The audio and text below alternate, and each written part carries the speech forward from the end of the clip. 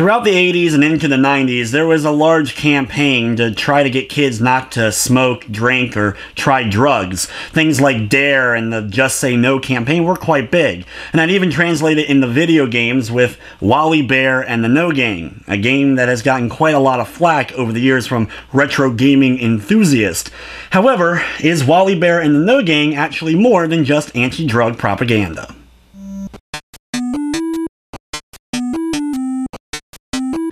Wally Bear and the No Gang was originally released in 1992. It's an action platformer that reeks of that early 90s gotta be super cool feel to it, with an anthropomorphic bear as its main character with a backwards hat and sunglasses. It's one of those games that you can just see someone who totally has no understanding of what kids actually think is cool trying to sell this to them as if it's the greatest thing ever.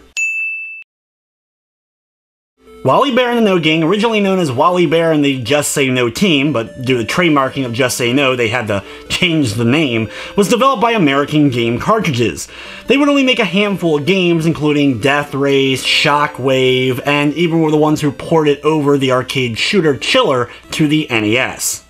They were also supposed to develop a port of the arcade game Crossbow, but things ended up falling through. However, throughout Wally Bear and the No Gang, there's advertisements for Crossbow all over the place, so it's a bit confusing if you're unfamiliar with why this is here. The game was published by American Video Entertainment. They made a slew of unlicensed games, including Deathbot's Impossible Mission 2, which I still swear is pretty much impossible to finish, as well as Trolls on Treasure Island. The game was made with help from the American Medical Association and National Clearinghouse for Alcohol and Drug Information. And while most don't really know much about Wally Bear outside of this game, the character and his friends were actually conceived earlier than the game's development by Walter J. Marsh of the Fogsville, Pennsylvania Edutainment Inc., which I was unable to really find too much more information about. However, Wally Bear is actually still in use to this day. National Clearinghouse for Alcohol and Drug Information, as well as the U.S. Department of Health and Human Services, still use Wally Bear and their friends. If you do a little bit of searching, you can actually find some modern art and depictions of good old Wally Bear.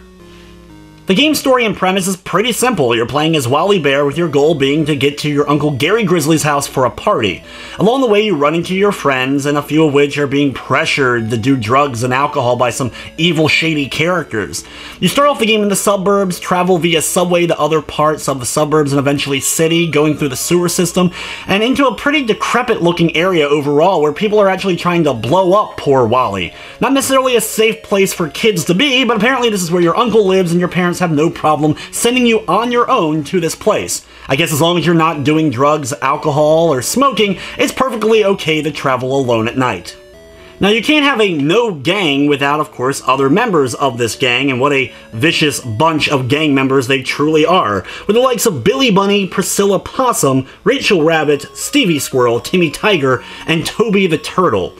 And then there's those evil drug pushers that you have to say no to, like Ricky Rat, Larry Lizard, and Willard the Weasel. In the game, you're going to be skateboarding and platforming your way through 9 different levels. You have a frisbee power-up that you're able to find in order to take out enemies that can be powered up so you can throw multiple frisbees at once, though every time that you end up getting hit, you lose and downgrade one of your power-ups, eventually leading you to have none, and you end up dying on your next hit. Without any power-ups though, it's one-hit death, which can be quite frustrating early on. Along with the frisbees, there's also speed power-ups that you're able to get, which will of course allow Wally to go faster, and these are really needed to help you kind of platform and jump your way over a lot of the enemies in the game. The enemies are pretty standard fare. You have rabid dogs and birds and other weird creatures that you'll have to deal with. Eventually, you end up in the sewer system, though, where the game kind of takes a weird turn. The sewers are pretty convoluted, with a couple of mine-like ruin areas that you'll have to travel through at the end of them in order to get through. It's kind of weird that this is all underground in this particular city. I don't know if these areas were designed with a different game in mind, or they just thought that the average US city underneath of it looked like this. There's also 2 subway levels where instead of just riding the subway to your next destination, you actually have to skateboard your way through it. These are really easy levels, especially if you have one of the frisbee upgrades that you can just keep holding right on the D-pad and throw frisbees every now and then in order to hit anything that comes your way. These are actually a nice change of pace and much easier than the other levels, though they can get a bit dull and boring. Overall, it's understandable why Wally Bear in the No Game gets the reputation that it does. It's a pretty poor platformer. Once you're able to get all the power-ups, it's actually not that bad, and honestly, you should have started with these power-ups instead of having them being gathered and then lose them once you end up taking damage. In fact, you could have just started with them and have some sort of health system, and the game would have been at least more playable than what it currently is. And then when it comes to the whole anti-alcohol drug thing, it doesn't really explore that all that well. It's mostly done in the form of the cutscenes, which I figure most kids are just gonna skip anyway. You press start and you're able to get right into the next level to continue on with the gameplay.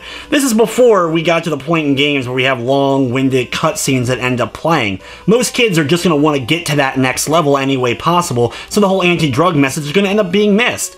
Maybe if they included some power-up downgrades for the likes of having alcohol or drugs that you could pick up accidentally, in which it would end up hindering your performance, may have been more of a whole anti-drug thing, but as it stands now, I don't think it does a great job.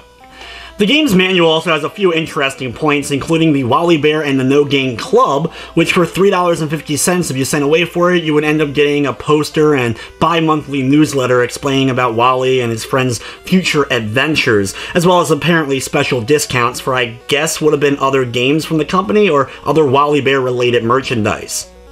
Also though, since the game was an unlicensed one, it goes into great detail about how to get the game to play in your NES. Some of the later gen models of the NES try to do their best to stop people from being able to do unlicensed games on their system, so they go into detail on how to get your game to work regardless of this, and even include a thing to mail away if you had to get your system modified in order to play the game. They would actually give you a $9.99 voucher for doing this for your system so you could play their game in particular. And the way they word things in the manual makes it really seem like Nintendo is the real evil in all of this, saying they secretly did something to the system to prevent their game from working. It, of course, is up to debate whether or not Nintendo had the right to really do this in the long run. I just found this funny to be included in the game's manual. While not many of the people that worked on Wally Bear in the No Game would go on to do a whole lot more with gaming outside of this particular company's work, however, James Ferguson recently has still been in the games. One of the game's designers would go on to recently work on Overcooked, a multiplayer game on a variety of modern consoles, as well as his even credit in Yooka-Laylee. David Wood, who was one of the game's sound designers and composers, would actually work on the Yukon Trail and a very underrated edutainment game from my childhood, The Secret Island of Dr. Quandary. Wally Bear in the No Game is one of those retro games that deserves the reputation that it gets for the most part. It's not the worst playing platformer out there are plenty of worse games, but it's not necessarily a good one, and it's far from a hidden gem. It's not even worth tracking down an actual copy or playing it by other means nowadays. If you're going to do anything, there's a lot of other great NES titles worth playing before you would ever get to Wally Bear in the No Game. And even out of curiosity, it's not so overly funny and dumb that it's even going to make you laugh that much throughout it. But with that, that's going to wrap up this retro review. I'd like to thank you for watching, and of course I hope you enjoyed.